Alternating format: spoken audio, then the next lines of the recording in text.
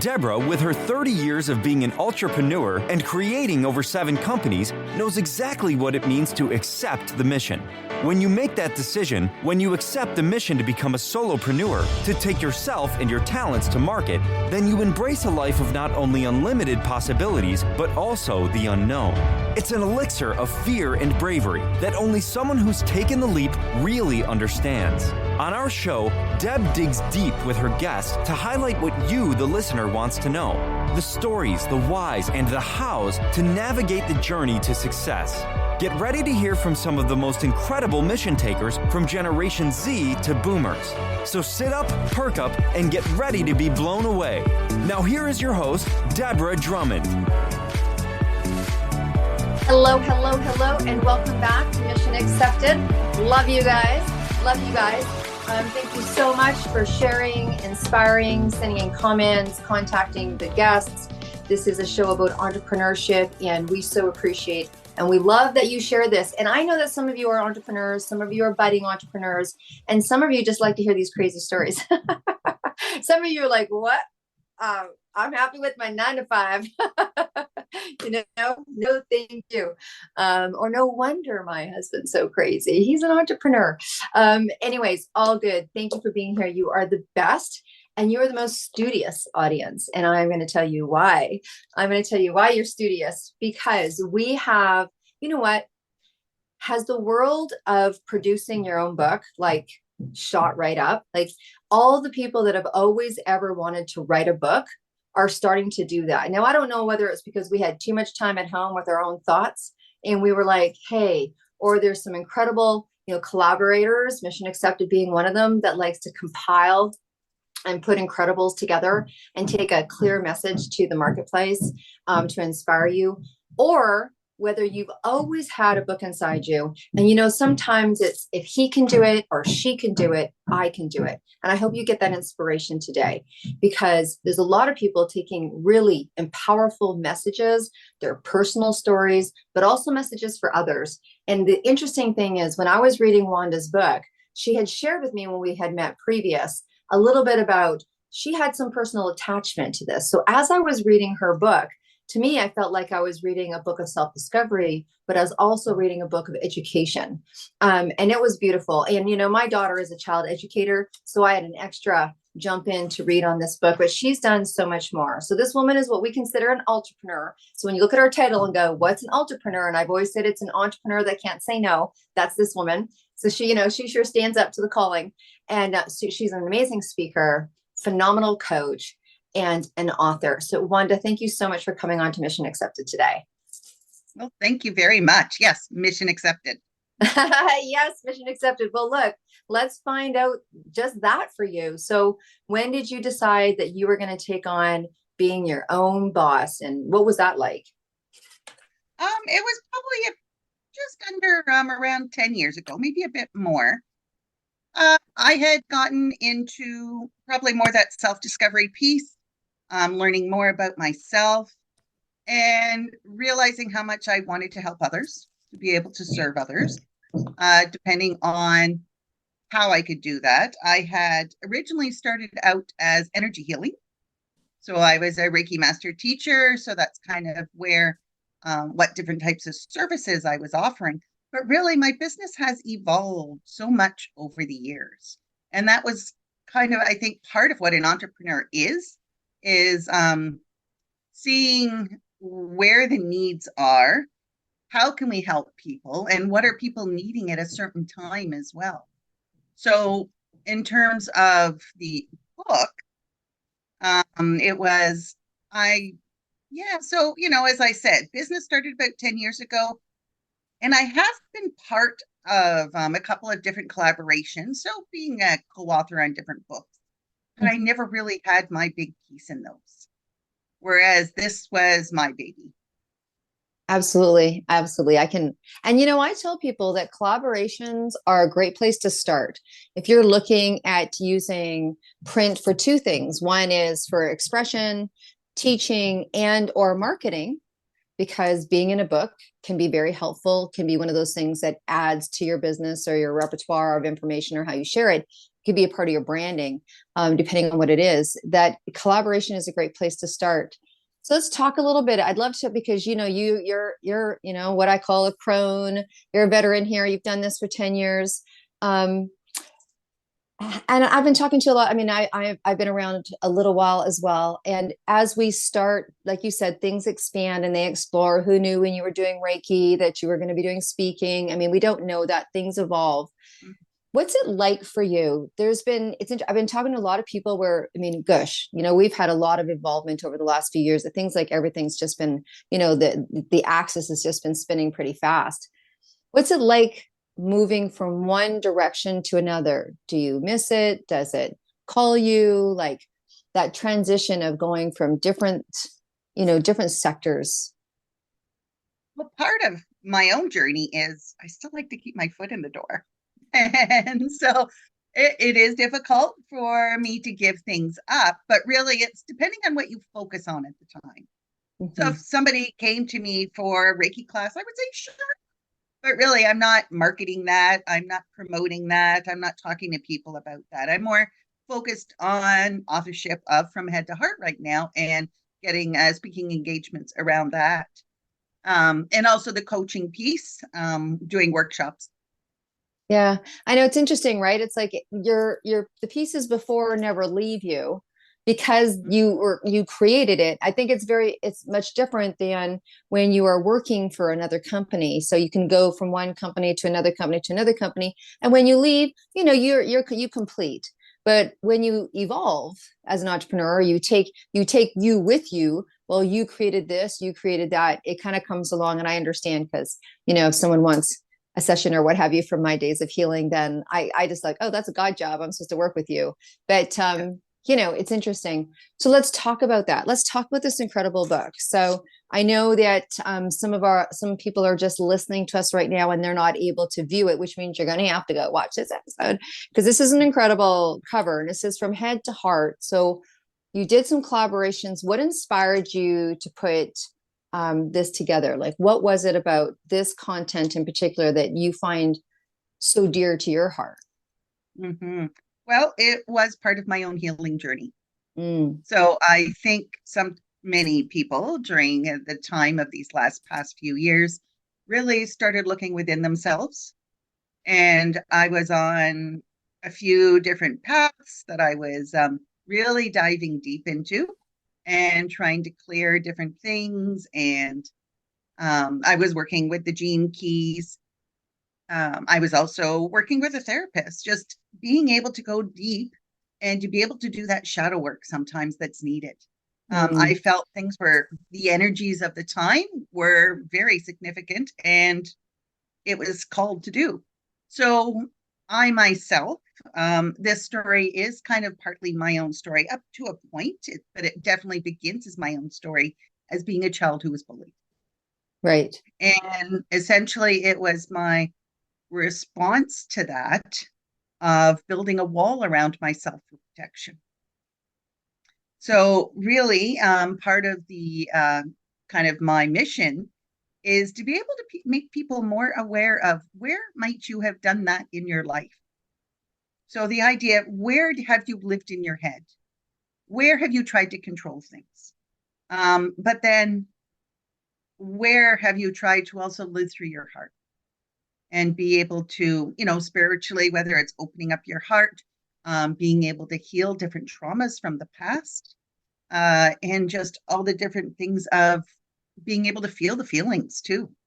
So, you know, it was kind of that journey of, it was like, I was just told one day that it was part of my healing journey to be able to write down these words. And then it was like talking to, you know, I'm always getting coached myself as well, even though I coach others. Coaches get coached themselves. And my coaches were the ones that said, you need to publish this. And so they were actually the ones that introduced me to the illustrator. So being able to collaborate with that. And yeah, then it was that process of learning what to do and how to get a book out there. So that's incredible, because I highlight many times, I, like you, believe strongly in coaches should be getting coached. And look, at some point, we all need to look inside. I think if you don't choose to do therapy, therapy chooses to do you. And so what that means is when things feel like they're not working anymore, or you have no control of certain things, or things are happening outside of yourself that you're not wanting to happen, then usually a delve inside. What's it like to take that time aside to do that? I mean, that I think is really commendable in oneself. So there's that, what you called shadow work and that delve of work. So a lot of people, particularly entrepreneurs, plow through life. We plow through, and there's nothing wrong with getting up in the morning and going, I'd rather go to the beach, and then coming onto the podcast, as a guest. No, you know what I mean? Like there's things that we're human, we're normal, but by nature, we have that plow it through type of attitude. So what was that like, taking some time aside to do that exploratory work and then, put it into paper? Yeah, well, and that's just it, is like entrepreneurs, yes, they need that mindset in order to be able to get something done. But are they being almost too much in the mind and not being aware of things that are going around them? So that's just always one thing to consider. But I think essentially it was the pandemic that gave me this opportunity, and seeing that, and that's part of being an entrepreneur too, is being able to see the opportunity. So how can I use this in order to improve my life and others? So it's like, so I took the time, being able to dive deep. We weren't seeing people. I wasn't working in person. It was like I really stepped back from the energy part of my business. And to this day, it still hasn't necessarily, I haven't stepped back into that either. So, and that's okay. Yeah, fantastic. Okay, so from head to heart, when you say that you do speaking, so the interesting thing is, as an adult, these are one of those books that as an adult, you can read and relate to it, because you talked about, I mean, look, if anyone's listening out there and you haven't built a wall around yourself at some point because you fell down, you know what I mean? Whether it's relationship or bullying, or you're heartbroken, or a transition in life, or someone passed and you're grieving, or whatever it is, there's times where we just don't feel like we want to be vulnerable or trust again, whatever. So I don't think there's anyone that wouldn't relate to reading this book, but and that's exactly why I wrote it as a children's book, so that it is accessible to all ages. Even the person reading it out to a child can get so much out of it on so many different levels. So tell us what some of the responses has been, and when you're speaking on this book. So when you speak particularly on this book, is that you're speaking about bullying? Tell us a little more about that. And it all depends on who the audience is. Right. So the idea of, if I was to be doing an author visit in the school, I'm focusing more on the bullying piece, being able to ask for help. And introducing that idea of mental health to the kids as well, that it's okay to ask for help when you need it. That little piece about, it's a little bit harder depending on the age group, whether they can understand from being in the head to being in the heart. But I think they can really understand that being in the heart piece, especially when you connect it to nature. So, that connection with nature and that relaxation piece. So, whether it's kids talking about those types of subjects, but then working on, say, the workshops for adults, we can really dive deep into, what does living in the mind look like, and how much is a good thing versus too much is not a good thing, or whether it's inappropriate boundaries. So that whole idea of the wall, and when is it time to take it down? Because in reality, really, something like a wall should not stay up. These boundaries, that would be an inappropriate boundary. So, and then your boundaries, are always being flexible depending on what the situation is. But yeah, holding a wall up for many, many years, especially, is not a good thing, because you're not really connecting with other people, and you're not connecting with the energies, say, of the universe, of nature, or whatever it happens to be. Right. Now, also, and then, just what living through the heart is all about.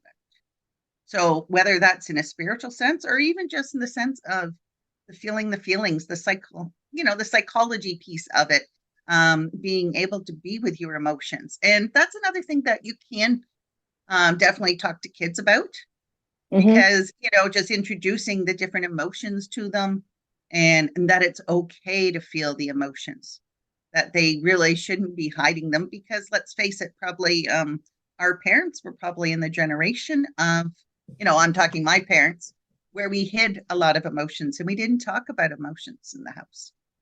So being able to talk about emotions is an important thing. You don't want to bury them. You don't want to have them hiding around.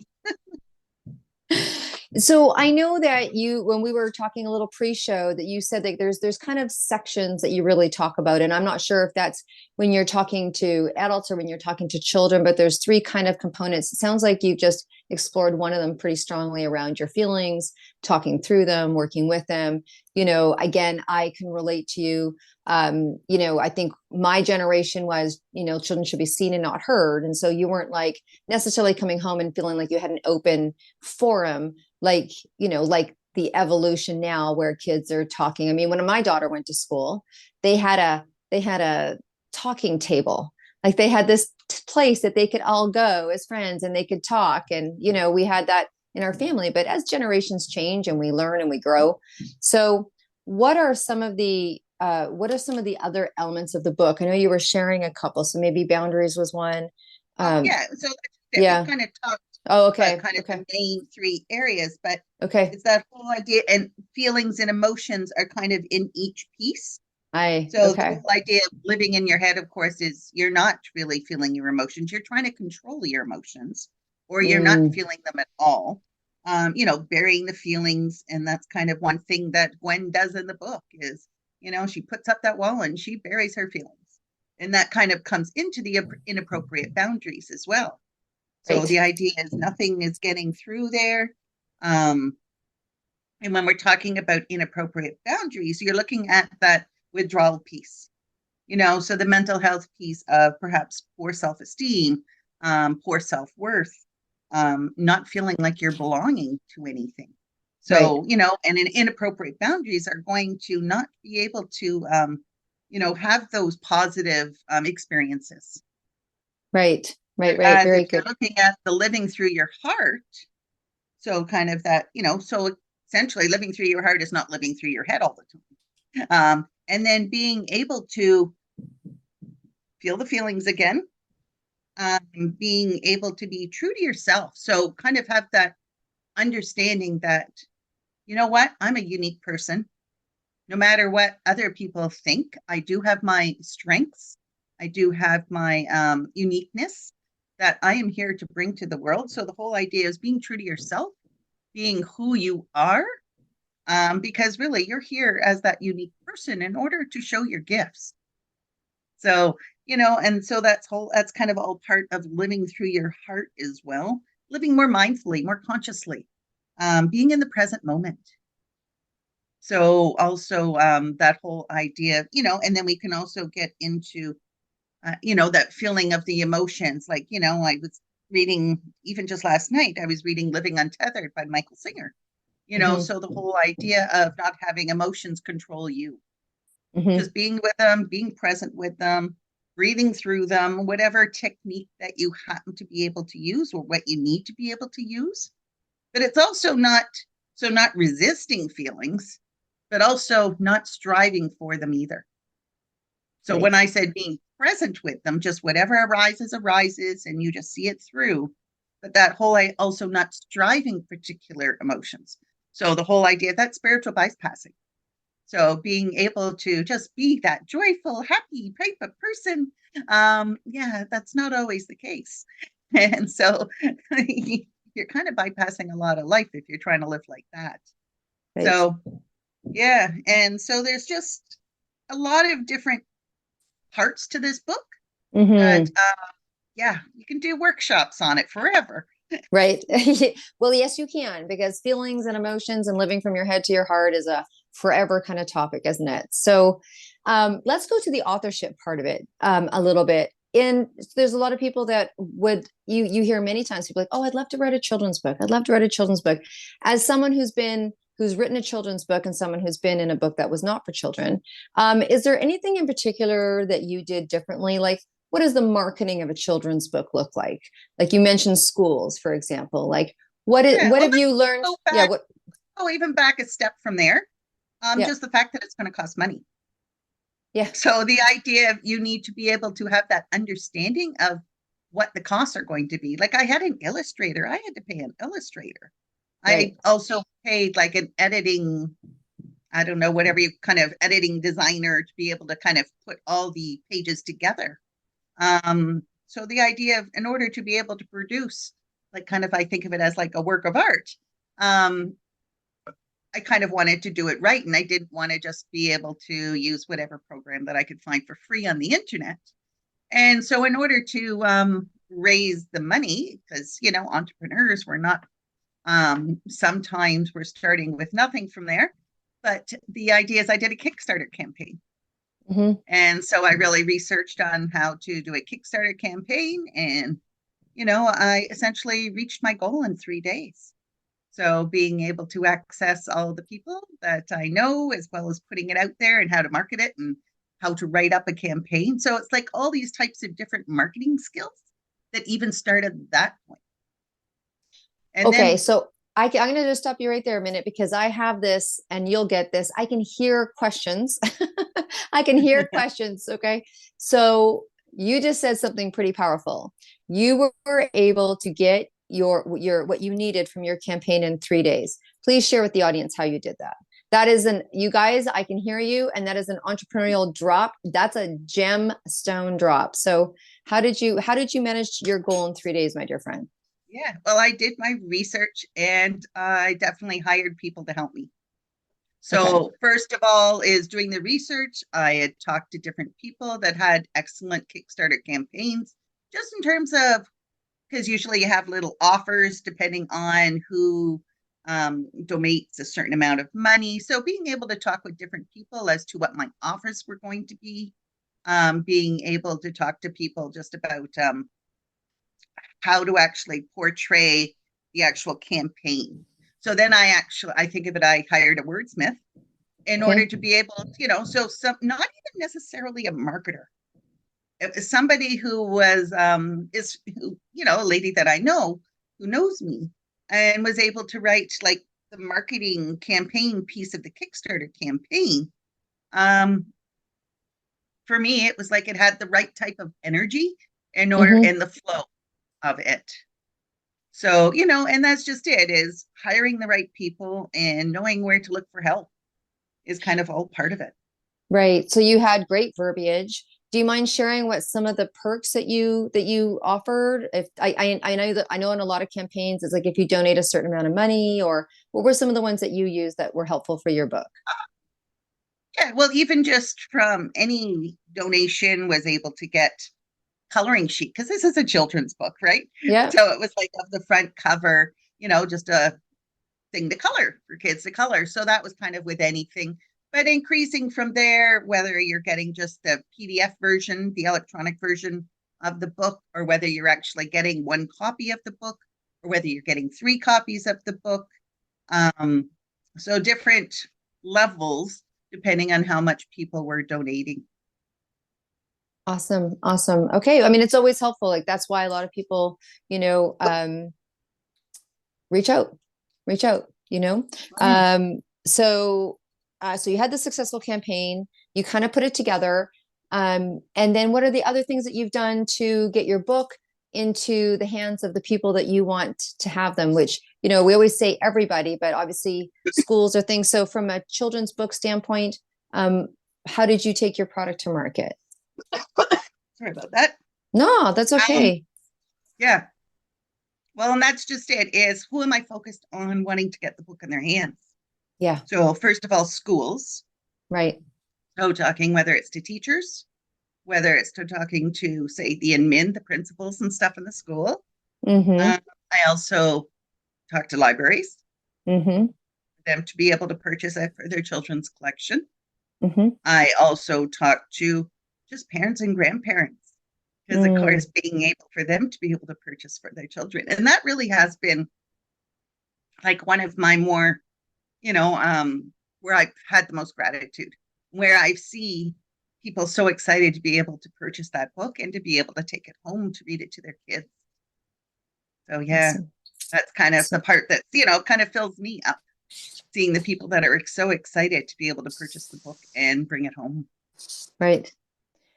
Okay, so I'm going to kind of dive off a little bit and ask a question that's kind of not out of sphere, but how long did it take you to put your book together from concept to market? Okay, well, I probably wrote it. It was somewhere in February or March. Mm-hmm. And then actually kind of the longest piece was getting the illustrations done, Mm-hmm. because that really took for many months. Right. Yeah. My illustrator kind of moved in the middle of it. So, there was delays there as well. So by the time that because it was probably by the fall that I connected with the illustrator, and then he moved. And so we more worked on it through the winter of the following winter. And then when we actually had everything together, I had the design editor put it together. And then we were able to get books in my hands and other people's hands by the June. But I actually didn't hold a book launch until August. So that's a whole other piece too. So that's, yeah. So March, April, May, June, or the following year. So a year, 12 months, 14 months, or 3 months. No, we're talking like 18 months.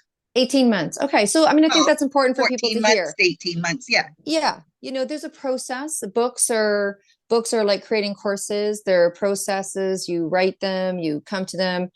So out of the process, what was, it's a longer process, as everything is when you're an entrepreneur, because guess what? So-and-so's moving, or blah, blah, blah, or that course doesn't start, or it's not ready, or whatever. I mean, oh my gosh, I know, I do books. I get it, particularly if you're waiting for people to send things in, but that's a whole other show.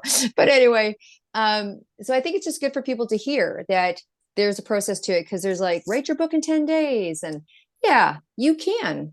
I guess you can. Book in 2 days. Yeah. But it was a long process of getting editing and the illustrations and putting it on the togetherness piece. Yeah. That's the part that took a long time. Right. Okay.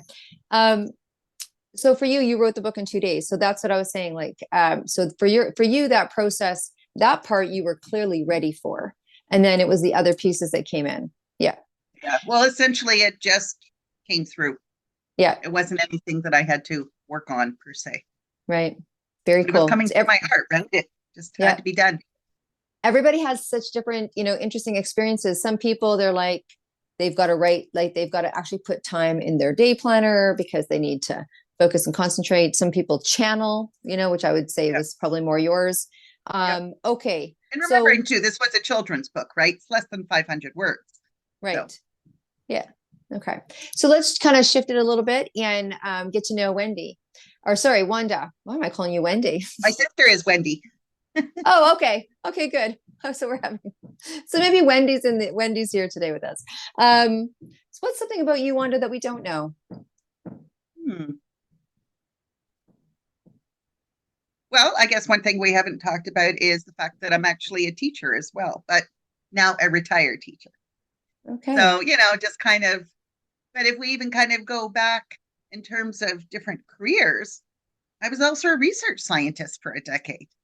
So the idea that, I have my master's of science and I worked at a university research lab for, 11, 12 years before I decided I wanted to go into teaching. I was kind of getting bored and I wanted to change things.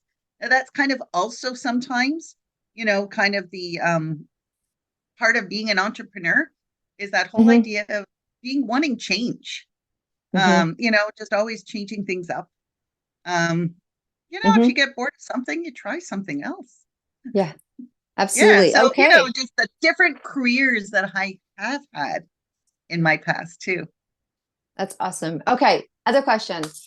And it doesn't have to have anything to do with your business. It can be a completely personal thing. It could be completely obscure to anything that we've talked about, or it can be aligned with anything we've talked about.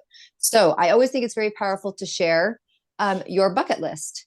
And we'd love to know what's something that's on your bucket list because you never know who's listening. True. Well, True. I do picture the idea of being able to travel and speak about the book or whatever topic at the same time. So the idea is I have a speaking engagement, let's say Europe, there's Okay, plenty of let's go countries Europe. there Okay, I'd be let's go. willing to visit. Anywhere particular in Europe, Wanda? Well, I've never been to Spain and France, so that would be nice. Okay, so Yeah. Spain, Or even France. Norway Okay. and Sweden when it's warmer. Okay. Well, you could do all four. This is your bucket list. There's no Totally. limits on it. I mean, you leave it, So you that say Europe idea to me, of I'm I gonna leave get you to in go Europe. and have fun speaking, but then I get to have some travel connected with it as well. That's, all paid for because I went to speak. Absolutely. So a fully paid for European tour of speaking and sharing. That's it. That's it. Okay. Okay. Look, I'm sure people would love to get their hands on this book. Also, Wanda clearly does speaking and she does speaking. This is an international speaker. You are talking to people. So Wanda, where can people reach you and where can they reach to get their hands on this book? Okay, so first of all, to reach me, the easiest way is to go through my website, which is wandadavis.ca. My email is wanda@wandadavis.ca. So those are the easiest ways to reach me. Now, to be able to purchase their book in Canada, you can get it off the Chapters Indigo website. In the US, you can get it off the Amazon.com website. So those are the easiest ways to get the book. But then I'm quite happy to be able to mail it out to people as well. So, it all depends. If you don't want to go the electronic route, you want me to send it out to you personally signed, I'm quite happy to do that too. Awesome. And that's beautiful. It's nice when you can give a signed book, particularly if you're giving it to a child, because, autographs are everything. Autographs are everything. Okay. I have one final question to ask you. And then we'll have you back on the show when you're starting your tour. We can tour with you. Yay. We'll be in Europe soon enough too, Wanda. So maybe we can tag team on something. All right. You're on your way to a desert island. You have one suitcase. And in that suitcase, you have room for one album. And you're going to that desert island, and that, you want to make sure that the album you take is the one that you could not imagine not ever listening to for the rest of your days. What album are you packing in that suitcase? Well, it would definitely have to be something by Leonard Cohen. All right. I was like a fan of Leonard Cohen since I was like 14 years old. Saw him in concert more in his later years, so I kind of always regret not seeing him when I was like 18. But so there are so many albums that would work. So if it was only one album, I would probably go from one of his live albums. There's like Live from Dublin, Live from London, which of course will be all the hits. So I would have to go with one of those. Awesome. Leonard Cohen. Absolutely. Absolutely. And he's Canadian. So and I was just going to say, ding, ding, ding, right? Man, he's such an icon. Well, you know what? Thank you so much. You've brought so much forward and giving people a lot to think about, not just about publishing and not what that process is and how you made your way through that and navigated that, but also the content of the book and just how you've chosen to make it applicable and share a piece of yourself. And, we talk about bullying. Bullying's as I think people know, it's just a very, very, very big topic, and it happens on many different levels.